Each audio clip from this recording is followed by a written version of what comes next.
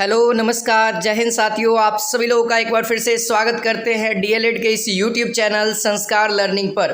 तो दोस्तों आज हम लोग बिहार डीएलएड के लिए साइंस के महत्वपूर्ण 20 क्वेश्चंस का टेस्ट लेने वाले हैं। तो सभी बच्चे ध्यान से इस वीडियो को देखेंगे और इसमें जो भी क्वेश्चंस बताए गए हैं उसका कमेंट सेक्शन में आप लोग जवाब जरूर देंगे, ठीक है। और जो विद्यार्थी अभी तक से हमारे इस चैनल को सब्सक्राइब नहीं किए दोस्तों, तो सबसे पहले आप लोग क्या करिए दोस्तों, इस चैनल को सब्सक्राइब करिए और बेल आइकन कॉल कर लीजिए और टेलीग्राम चैनल से अवश्य ही जुड़ जाइए दोस्तों, जिसका लिंक आपको डिस्क्रिप्शन में मिल जाएगा। टेलीग्राम से जुड़ जाइए। टेलीग्राम पे आप संस्कार लर्निंग सर्च करिएगा तो वहाँ पे आ जाएगा, नहीं तो डायरेक्ट आप लिंक के द्वारा भी उस चैनल पे जा सकते हैं, क्योंकि प्रत्येक क्लास का notification, PDF, extra study material हर एक चीज़ आपको टेलीग्राम पे दे दिया जाता है कि तैयारी आपकी जारी रहे। तो यहाँ पे देखिए दोस्तों, पहला सवाल आपके स्क्रीन पे मैं रख रहा हूँ, है ना। देख के और इसका आंसर आप लोग मुझे बताएंगे। कहता है सौर ऊर्जा निम्नलिखित में से किससे प्राप्त होती है। ये जो सौर ऊर्जा होती है दोस्तों, सोलर एनर्जी, यह किससे प्राप्त होती है। ऑप्शन देखिएगा, चंद्रमा, सूर्य, समुद्र, हवा। तो ये चार ऑप्शन है आपके सामने। तो चलिए इसका आंसर मिलाया जाए दोस्तों, तो इसका आंसर हो जाएगा ऑप्शन नंबर बी, यानी कि सूर्य। सूर्य से हमें सौर ऊर्जा होती है। सूर्य की जो किरणें आती है उसी किरण को हम लोग किस में कन्वर्ट करते हैं दोस्तों, विद्युत ऊर्जा में। किसके द्वारा, तो सोलर प्लेट के द्वारा, है ना। सोलर प्लेट एक उपकरण का नाम है दोस्तों, जो कि ऊष्मा को, है ना, ये क्या करता है, प्रकाश ऊर्जा और ऊष्मा को, ये दो तरह के ऊष्मा को ये विद्युत ऊर्जा में व्यक्त करता है। यानी सौर प्लेट क्या है, एक यंत्र है जो कि एक ऊर्जा को दूसरे ऊर्जा में परिवर्तित करता है। चलिए अगला सवाल देखते हैं दोस्तों। ये देखिए बहुत ही अच्छा सवाल है। ये जितने भी सवाल है दोस्तों आपके सिलेबस से अकॉर्डिंग ही लिया गया है, जो आपके ऑफिशियल सिलेबस में दिया गया है उसी से रिगार्डिंग सवाल है। ठोस कपूर से कपूर वाष्प बनने की प्रक्रिया को क्या कहते हैं। कपूर वाष्प है, यहाँ पे क्या है दोस्तों, वाष्प है ना। जब कपूर को जलाया जाता है तो कपूर क्या होता है दोस्तों, वाष्प में परिवर्तित होता है। तो ये वाष्प बनने की प्रक्रिया को हम लोग क्या कहते हैं, वाष्पीकरण, हिमीकरण, पिघलना या ऊर्ध्वपातन। तो ऑलरेडी बात है, सभी लोग मिला लेंगे इसका आंसर। ऊर्ध्वपातन इसका करेक्ट आंसर रहेगा दोस्तों, ध्यान रहे। चलिए अगला सवाल देखा जाए। ये देखिए दोस्तों बायोलॉजी का सवाल है। यहाँ पे कहता है पौधे व पेड़ का खाना तैयार करने की प्रक्रिया कहलाती है। पेड़ या पौधे जो खाना तैयार करते हैं उस प्रक्रिया को क्या कहते हैं। तो उसको हम लोग कार्बोहाइड्रोलिसिस, मेटाबॉलिक सिंथेसिस, फोटोसेंटाइजेशन और फोटोसिंथेसिस। तो जो इसका करेक्ट आंसर होगा दोस्तों वो होगा फोटोसिंथेसिस। इसको हिंदी में, ये अंग्रेजी नाम लिखा हुआ है आपके सामने, ये क्या है दोस्तों, अंग्रेजी में लिखा हुआ है। इसका हिंदी नाम क्या होता है, प्रकाश संश्लेषण। क्या होता है दोस्तों, खाना तैयार करने की जो प्रक्रिया होती है उसको प्रकाश संश्लेषण कहते हैं। अब थोड़ा बहुत और भी जानकारी ले लेते हैं दोस्तों। जो पेड़ पौधा खाना बनाता है उसमें मुख्य रूप से जो भाग लेने वाले तत्व है या पदार्थ है उसका नाम। तो सबसे पहला, यह खाना दोस्तों पत्तियों में बनाया जाता है। पत्तियों को पेड़ पौधे का रसोई घर कहा जाता है, ठीक है। दूसरी बातें करते हैं, पत्तियों में क्लोरोफिल नामक तत्व पाया जाता है ना, जिसके कारण प्रकाश संश्लेषण क्या कहते हैं संपन्न होता है। और दूसरी बात है, कार्बोहाइड्रेट गैस की भी आवश्यकता होती है। जैसा आपको पता है कि पेड़ पौधे कार्बोहाइड्रेट लेते हैं और ऑक्सीजन को छोड़ते हैं, जिससे हमारा वायुमंडल में ऑक्सीजन और कार्बन डाइऑक्साइड का बैलेंस बना हुआ है। इसीलिए लोग कहते हैं पेड़ लगाएं, है ना, स्वच्छ पर्यावरण। हाँ, अब दूसरी बात है दोस्तों, इसको खाना बनाने के लिए और भी चीज़ें की ज़रूरत है, जैसे सूर्य का प्रकाश की भी ज़रूरत है। और ये रात में तो खाना नहीं बनाता है, दिन में ही बनाता है, क्योंकि दिन में सूर्य का प्रकाश प्राप्त होता है। और इसमें बात करें दोस्तों तो खनिज लवण और जल, जो कि जड़ से प्राप्त होता है। जड़ में जाइलम नामक एक उत्तक होता है दोस्तों, जो कि जल और खनिज लवण को तने तक पहुँचाता है। कहाँ तक पहुँचाता है, तना तक पहुँचाता है, ठीक है। फिर वहाँ पे एक फ्लोएम नामक उत्तक आता है दोस्तों, टिश्यू, जो कि खाना जब बन जाता है तो सब भाग में पहुँचाना रहता है, बांटना रहता है ना। तो वो क्या करता है, सब भाग में पहुँचा देता है, फ्लोएम का काम है। और बाकी खनिज लवण जड़ को जड़ से जो भी सामान निकाल के लाते हैं वो पहुँचाना किसका काम है, जाइलम का। जड़ से जल और जाइलम, ठीक है। इस तरीके से ध्यान रखिएगा। अगला सवाल देखेंगे दोस्तों। क्वेश्चन नंबर यहाँ पे 4 कहता है निम्न में से कौन सा धातु अर्धचालक की तरह ट्रांजिस्टर में प्रयोग किया जाता है। ट्रांजिस्टर मतलब जानते हैं ना, जिसके 3 गो पैर रहता है, पता है ना, ट्रांजिस्टर। हाँ, तो ये जो ट्रांजिस्टर है दोस्तों उसमें अर्धचालक कौन सा होता है, तो जर्मेनियम होता है। ज़्यादा बार ये सवाल पूछा जाता है और इसका आंसर जर्मेनियम ही होगा, ठीक है, ध्यान रखिएगा। और देखिए दोस्तों क्वेश्चन नंबर 5 देख सकते हैं, बायोलॉजी का लगता सवाल है। कहता है निम्नलिखित में से किसकी कमी से मनुष्य में मधुमेह रोग होता है। मधुमेह रोग यह एक प्रकार का चीनी रोग भी कहा जाता है इसको। और ये जो चीनी रोग है दोस्तों, यह इंसुलिन की कमी के कारण होता है। ठीक है, इंसुलिन नामक हार्मोन्स की कमी के कारण होता है।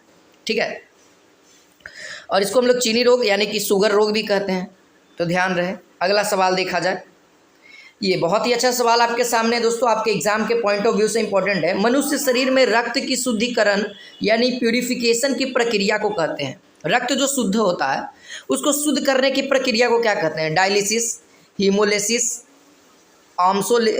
क्या है, ऑस्मोसिस और पैरालिसिस। तो देखिए दोस्तों, इसका आंसर मिलाया जाए, आप सभी लोग मिला लेंगे, ध्यान रहे, डायलिसिस होता है। डायलिसिस इसका आंसर होगा। और ये जो रक्त शुद्धिकरण होता है वो किस अंग से होता है? पता है सभी को? हृदय से होता है। क्यों सर? क्योंकि हृदय जो देखते होंगे आपके दिल धड़कते रहता है, धक धक धक धक। अगर कोई कहता है, डॉक्टर भी कहते हैं कि अगर ये धड़कना रुक गया तो आपका क्या हो जाएगा दोस्तों? बॉडी डेड हो जाएगा। तो यहाँ पे क्या होता है, जो हृदय होता है दोस्तों, यह पंप करता है। इसको हम लोग पंप करते हैं, जो धड़कता है ना उसको हम लोग पंप कहते हैं। इसमें क्या होता है, जब तक पंप करेगा रक्त जो भी गंदा होता है, हमारा शरीर में जितना रक्त यूज होता है वो डेड होते चले जाते हैं। तो वो रक्त को क्या करता है? शुद्ध करता है। वो कहाँ जाएगा? सबसे पहले हृदय में जाएगा। कहाँ जाएगा? हृदय में जाएगा। और वो गंदा रक्त हृदय में जाएगा और वो शुद्ध होकर के फिर से वहाँ पे फ्लो करने लगेगा। तो जब तक शुद्ध रक्त है तो हमारा शरीर चलेगा। जैसे ही हृदय बंद हो गया तो गंदे रक्त का प्रवाह होने लगेगा और इससे हमारे शरीर काम करना बंद कर देगी। ऑर्गन्स है ना, देखते होंगे कुछ देर के लिए अगर रक्त का प्रवाह बंद कर दिया जाए तो वो उंगली या वो पार्ट्स, अंग नहीं काम करते हैं। ठीक है, चलिए अगला सवाल दोस्तों, क्वेश्चन नंबर 7 यहाँ पे कहता है, निम्न धातु में से कौन सा सामान्य ताप पर द्रव होता है? देखिए, जनरल साइंस के सवाल हैं, आपके एग्जाम के पॉइंट ऑफ व्यू से बहुत ही ज़्यादा इंपॉर्टेंट होते हैं। ये जो सवाल है बहुत बार पूछा जाता है। तो धातु की बात कर रहे हैं और सामान्य टेम्परेचर पे क्या होता है? लिक्विड अवस्था में पाया जाता है, लिक्विड स्टेट में पाया जाता है। तो होता है पारा यानी मरकरी। इसको अंग्रेजी में मरकरी कहते हैं, Hg है ना, Hg कहते हैं। और इसका इस्तेमाल दोस्तों थर्मामीटर में होता है। इसका इस्तेमाल कहाँ होता है? थर्मामीटर में होता है, बॉडी टेम्परेचर को मापने के लिए। ठीक है, अब दोस्तों देखिए, थर्मामीटर 2-3 तरह के आते हैं। एक गैस वाला आता है, एक लिक्विड आता है, 2 तरह के आते हैं। अब लिक्विड में भी 2 तरह के आते हैं, एक पारा, एक मरकरी, एक पारा यानी मरकरी और दूसरा अल्कोहल यानी कि अल्कोहल किसको कहते हैं? OH है ना, उसका बेस्ड का आता है। चलिए अब यहाँ पे दोस्तों धातु के बारे में होगा, थोड़ा बहुत अधातु के बारे में जान लीजिए, है ना। अधातु कौन सा होता है दोस्तों? उम्मीद है अधातु के बारे में पता होगा। अधातु कौन है? तो ब्रोमीन है। कौन है दोस्तों? ब्रोमीन। ध्यान रहे, अधातु कौन होता है? तो ब्रोमीन होता है। चलिए अगला सवाल देखा जाए, क्वेश्चन नंबर 8 को आप लोग देखिए, कहता है निम्न में से कौन सा पदार्थ साबुन बनाने के प्रयोग में आता है? देखिए दोस्तों, यहाँ पे जो करेक्ट आंसर होगा सभी बच्चे बताएंगे, यहाँ पे मिलाइए। देखिए यहाँ पे जो आंसर होगा वो वनस्पति तेल होगा। वनस्पति तेल का इस्तेमाल दोस्तों साबुन बनाने के कार्य में किया जाता है, इस बात को आप लोग समझिए। मूंगफली का तेल हो गया, बहुत तरह तरह के तेल का इस्तेमाल इसमें किया जाता है साबुन बनाने में। तभी ना आप लोग कहते हैं कि साबुन तेलैना होता है ना, फैट होता है इसमें, वसा पाया जाता है। चलिए ग्लिसरॉल वगैरह। ये देखिए क्वेश्चन नंबर 9 आप लोग देखिए, निम्नलिखित में से किस में ऋणात्मक आवेश होता है? कौन सा ऐसा कण या किरण है जो कि ऋणात्मक होता है? आंसर मिलाइएगा। हाँ जी मिलाइए, तो बीटा किरण होता है। कौन होता है दोस्तों? बीटा किरण इसका करेक्ट आंसर होगा। बीटा किरण ऋणात्मक यानी इलेक्ट्रॉन से मिलकर बना होता है, इलेक्ट्रॉन पर ऋणात्मक चिन्ह होता है, तो यह ऋणात्मक हो गया। ये देखिए क्वेश्चन नंबर 10 बहुत ही इंपॉर्टेंट, कहता है कौन सी अदिश राशि है? कौन सी अदिश राशि है? बल, विस्थापन, वेग, घनत्व। तो यहाँ पे अदिश राशि कहने का मतलब दोस्तों जिसमें दिशा न हो, अदिश यानी दिशा न हो। अ का इस्तेमाल क्या करते हैं दोस्तों? नकारात्मक में। हिंदी में मैंने जब समास पढ़ाया होगा तो निज समास एक आता है, एक आता है निज समास। ठीक है, यहाँ से समास भी क्लियर हो जाएगा, बहुत बार सवाल आते हैं तो ध्यान दीजिए। तो ये जो निज समास है यह कहता है निषेधवादक यानी नकारात्मक, और जिसके आगे अ लगल रहेगा वो खास करके नकारात्मक हुआ। जैसे अन्याय यानी मेरे साथ न्याय नहीं हुआ, है ना। अदिश यानी कि दिशा के युक्त नहीं है, तो यही हमारा करेक्ट आंसर हो जाएगा दोस्तों घनत्व। अगर आप घनत्व की बात करो तो घनत्व कभी भी दिशा के ऊपर डिपेंड नहीं होता है, इसके अंदर मैग्नीट्यूड होता है, परिमाण होता है। अगला सवाल क्वेश्चन नंबर यहाँ पे 11 कहता है दोस्तों, समुद्र की गहराई मापने के लिए उपयोगी यंत्र के बारे में बताइए, यानी कि उपयोगी यंत्र कौन सा है, अल्टीमीटर, फेदोमीटर, हाइग्रोमीटर या मैनोमीटर। तो उम्मीद है आप सभी लोगों को इसका आंसर पता होगा, है ना। फेदोमीटर इसका करेक्ट आंसर होगा दोस्तों, क्योंकि ये सवाल कॉम्पिटिटिव एग्जाम के लिए बहुत ही ज़्यादा इंपॉर्टेंट है और पूछा गया सवाल है ना, फेदोमीटर होता है। चलिए अगला सवाल दोस्तों, यह देखिए बहुत ही अच्छा सवाल है। क्वेश्चन नंबर यहाँ पे 12 कहता है दो ध्वनि तरंगों के बीच कलांतर कितना है दोस्तों।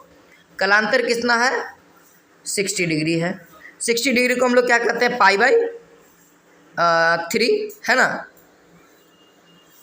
हाँ π/3 कहते हैं। 60 डिग्री को π/3 कहते हैं। अब यहाँ पर से क्या होता है दोस्तों, λ/2π इंटू π/3, ये होता है फार्मूला। ये क्या देगा दोस्तों, पथांतर देगा। इसके साथ क्या होता है, ये फार्मूला हमने बता देते हैं, ठीक है। यहाँ पर से मैं डायरेक्ट फार्मूला एक शॉर्ट फॉर्म में लिखता हूँ, λ/2π इंटू कलांतर, ठीक है। ये कलांतर फार्मूला होता है। कलांतर का वैल्यू कितना है, 60 डिग्री, और 60 डिग्री को π/3। तो बस हमने कुछ नहीं किया, π/3 को मल्टीप्लाई किया, पाई से पाई खत्म, λ/ कितना हो जाएगा, 3 दूना का 6, यानी कि आंसर जो होगा दोस्तों λ/6 आंसर होगा। ऑप्शन में दिख रहा होगा, कहीं ना कहीं होगा ही, हाँ डी में देखिए, ऑप्शन डी यहाँ पे λ/6 दिख रहा है, दिख रहा है ना। चलिए उम्मीद है आप सभी को दिख गया होगा। अब अगला सवाल देखा जाए। ये देखिए बहुत बार पूछा हुआ सवाल, कहता है एक संधारित्र में संचित ऊर्जा का मान होगा। एक संधारित्र में संचित ऊर्जा का मान पूछा जा रहा है, एनर्जी का वैल्यू पूछा जा रहा है। तो सबसे पहले संचित ऊर्जा का फॉर्मूला क्या होता है, ½CV² होता है ना, एनर्जी बराबर ½ CV²। अब सर जब आप संधारित्र पढ़ रहे होंगे तो आपको एक इक्वेशन पढ़ाया गया होगा, Q = C × V। हमारे ऑप्शन में देखिए, हमारे ऑप्शन में देखिए दोस्तों, Q से रिलेटेड है तो हम इसको बड़की Q कर देते हैं, Q × C × V। अब यहाँ पर से क्या करते हैं, V है, C को हटाना है, तो यहाँ पर से आप क्या करिए दोस्तों, C बराबर एक फार्मूला जनरेट कर दीजिए। आराम से आप लोग फार्मूला जनरेट कर सकते हैं, Q/V। तो यहाँ पर से C के जगह पर लिख दें Q/V × V², एक से एक वो ख़त्म हो जाएगा, तो फाइनल ½ × Q × V आएगा। तो देख सकते हैं आपका ऑप्शन नंबर ए हमारे सामने मैच कर गया, साफ साफ दिख गया कि एक संधारित्र में संचित ऊर्जा का वैल्यू क्या होता है, ½ Q × V, दूसरा होता है ½ CV²। इस तरीके से बहुत सारे फार्मूले जनरेट किए जा सकते हैं। तो ध्यान रहे, एक इक्वेशन ये याद रखिएगा, एक इक्वेशन ये याद रखिएगा, और कितने भी तरह का फार्मूला आप जनरेट कर सकते हैं। अगला सवाल यहाँ पे क्वेश्चन नंबर 14 कहता है कौन सा तत्व का युग्म है ना, कौन से तत्व का युग्म संभारिक है। संभारिक कौन सा तत्व है दोस्तों, आप लोगों ने पढ़ा होगा, पीरियोडिक टेबल पढ़ा होगा। संभारिक, सम न्यूट्रॉनिक, है ना, सम परमाणविक, ये सब पढ़े होंगे ना, कि जिसकी परमाणु संख्या समान हो, जिसका भार समान हो, जिसका न्यूट्रॉन्स की संख्या समान हो। तो यहाँ पे संभारिक की बात कर रहे हैं, यानी द्रव्यमान जिसका समान हो। तो आर्गन और कैल्शियम का दोस्तों समान होता है। कितना होता है, समान होता है, ठीक है। कितना होता है, 40 होता है ना। चलिए आगे बढ़ते हैं। ये देखिए कुछ न्यूमेरिकल सवाल भी मैंने ले लिया इस सेशन में, क्योंकि न्यूमेरिकल सवाल भी आपके एग्जाम में पूछे जा सकते हैं। तो बहुत ही आसान सा सवाल है, कहता है 20 मीटर पर सेकंड के वेग से एगो मिसाइल अधिकतम दूरी तक प्रक्षेपित की जाती है। मान लो कोई देश में टारगेट करना है, तो मिसाइल को वेलोसिटी की ज़रूरत है, उसको फेंकने के लिए स्पीड की ज़रूरत है। तो जो स्पीड है दोस्तों वो कितना है, 20 मीटर पर सेकंड, है ना। किसी एक खास डायरेक्शन में ही ना मिसाइल को फेंकेंगे। अगर किसी देश को फेंकना है तो वो देश किसी एक डायरेक्शन में होगा, उसी डायरेक्शन में फेंकना है। तो जब डायरेक्शन की बात आ जाती है तो वेलोसिटी यानी वेग को हम लोग इस्तेमाल करते हैं। ठीक है, जब डायरेक्शन की बात नहीं है, किधर भी फेंकना है, तब हम लोग केवल स्पीड बोलते हैं। अब यहाँ पे जी की वैल्यू आप लोग को पता है, और मिसाइल को अधिकतम दूरी प्रक्षेपित करना है, ठीक है। तो फार्मूला याद होगा आप सभी को, है ना। रेंज निकालना है ना, दूरी निकालना है ना, तो रेंज को आर, कैपिटल आर से कहते हैं, और मैक्स है तो इसको मैक्स लिखते हैं, यानी अधिकतम दूरी तक प्रक्षेपित होती है। देखिए एक साफ साफ वर्ड लिख दिया गया, अधिकतम दूरी तक। तो यहाँ पर से एक फार्मूला होता है दोस्तों, क्या होता है,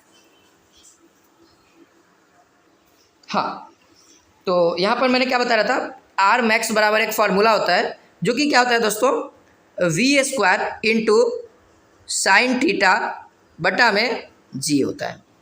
यही होता है ना, यही होता है ना, sin 2θ। अब देखिए दोस्तों यहाँ पे साफ साफ कहा दिया है मैक्सिमम होना चाहिए, तो ये तो कहानी खत्म हो गया, sin θ का वैल्यू मैक्सिमम कर दिया।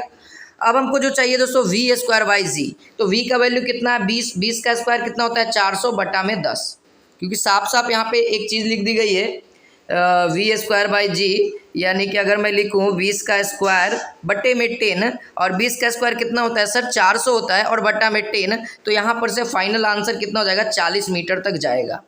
कितना दूर जाएगा 40 मीटर तक वो मिसाइल जाएगा, अगर अब 20 मीटर पर सेकंड के वेग से फेंकते हैं तब, मिसाइल को प्रक्षेपित करते हैं तब। चलिए क्वेश्चन नंबर 16 यहाँ पे कहता है पृष्ठ तनाव का मात्रक है। तो दोस्तों पृष्ठ तनाव का मात्रक क्या होता है, ऑप्शन देखिएगा न्यूटन, न्यूटन पर मीटर, न्यूटन इंटू मीटर और जूल पर मीटर।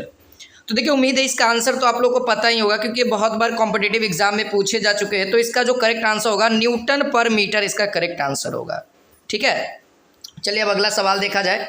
20 सवाल है आपके एग्जाम के लिए, तो सारे सवाल को आपको देखना पड़ेगा जो इम्पोर्टेंट है। ठीक है, आपके सिलेबस से अकॉर्डिंग ही सवाल करवाया जा रहा है। क्वेश्चन नंबर 17 कह रहा है दोस्तों श्वेत फास्फोरस में किस जैसी गंध आती है, यानी कि श्वेत फास्फोरस की गंध कैसी होती है, प्याज के जैसी, लहसुन के जैसी, सौंफ के जैसी या सड़ा हुआ अंडा के जैसा। तो उम्मीद है श्वेत फास्फोरस का जो गंध होता है दोस्तों वह लहसुन के जैसा होता है। ठीक है, लहसुन के जैसा होता है। और जो लाल फास्फोरस होता है उसका कोई भी गंध नहीं होता है। लाल फास्फोरस का ज़्यादातर हम लोग इस्तेमाल करते हैं माचिस में, आप लोगों ने देखा भी होगा लाल फास्फोरस को। 2 प्रकार के फास्फोरस आते हैं, श्वेत और लाल। श्वेत वाला बहुत ही अति क्रियाशील रहता है, तुरंत ही वह क्या करता है रिएक्शन करना स्टार्ट कर देता है और जलना स्टार्ट हो जाता है। ये देखिए क्वेश्चन नंबर 18 कहता है दोस्तों एक आर प्रतिरोध के तार को पिघलाकर आधी लंबाई का तार बनाया गया है, नए तार का प्रतिरोध क्या होगा। पहले क्या था दोस्तों, एक तार का प्रतिरोध क्या है आर है, ठीक है, लंबाई होगी चौड़ाई होगी। अब क्या किया, उसको पिघला दिया गया और आधा लंबाई कर दिया गया। मान लिया जाए पहले वाला का लंबाई एल था, पहले वाला का लंबाई एल था, अब उसकी लंबाई को आधा कर दिया यानी L/2 कर दिया। तो बताओ, देखो मान लिया जाए ये हमारे पास तार है, इतना मोटा तार है, ठीक है, इसकी लंबाई अभी कितना है सर 5 मीटर है, 5 नहीं 6 लेते हैं, 6 आधा करने में ज़्यादा आसान होगा, 6 मीटर लंबा है।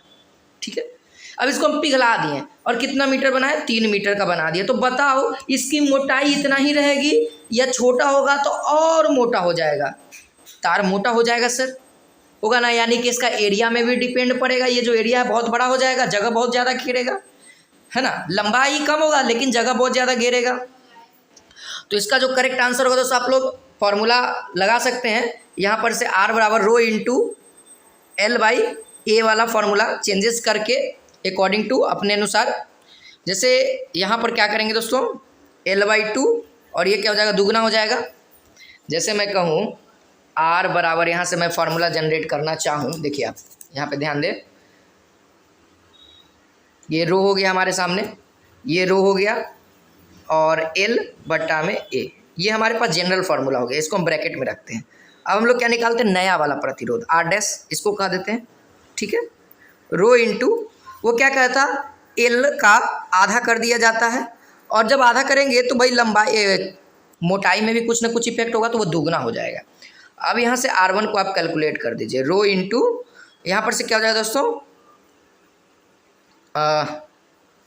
कितना हो जाएगा,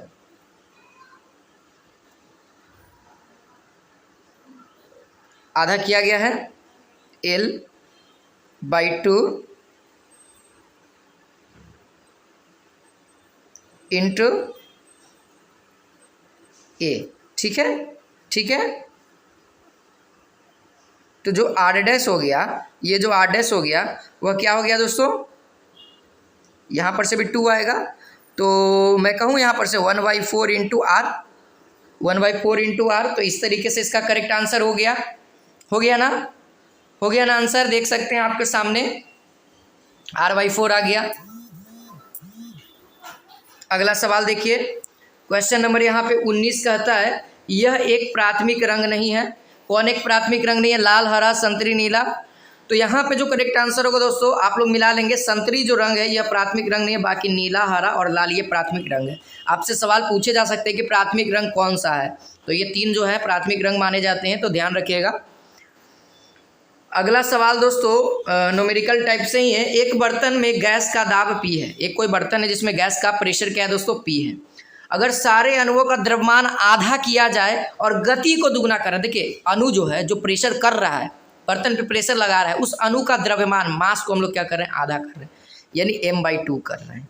और गति यानी जो स्पीड है दोस्तों उसको हम लोग क्या कर रहे हैं, 2 कर रहे हैं। तो यहाँ पर जो प्रेशर होगा, यहाँ पे जो करेक्ट आंसर हो जाएगा, इसको आप सब लोग ध्यान रखिएगा, यह दुगना होगा, है ना। नया जो दाब होगा वह क्या होगा, दुगना होगा।